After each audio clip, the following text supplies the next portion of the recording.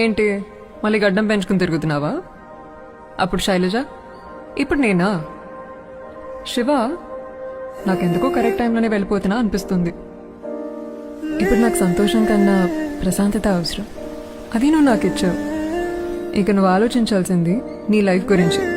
నువ్వు తీసుకునే ప్రతి స్టెప్ కేర్ఫుల్గా వే. మళ్ళీ టెర్రస్ మీద ఒంటరిగా కూర్చొని ఏడుస్తావో ఏమో. చాలు, చాలా ఏడ్ చేసావు. ఇంకంత హ్యాపీనెస్సే. అదొక్కటే నేను నీకు ఇవ్వాలనుకున్నా. Hope you will follow. నిన్ను మర్చిపోయానంటే నేను పిచ్చిదాన్ని శివ. ముందే ప్రిపేర్ అయ్యాను గుడ్ బై చెప్పడానికి. రే, నేనేం త్యాగం చేయట్లేదు. ఏదో టైం బ్యాడ్ వచ్చింది అంతే. అవును, ఇప్పుడు ఒకటివే చెన్నైలో ఏం చేస్తావు? ఒకటి చెప్పనా? చెప్తే నీకు కోపం వస్తుంది. ఇదంతా నీకు డైరెక్ట్గా చెప్పాలనుకున్నా, కానీ చెప్తే నువ్వు ఏదో ఒకటి అంటావు. ఎందుకంటే నీకు మాట్లాడడం రాదు కదా.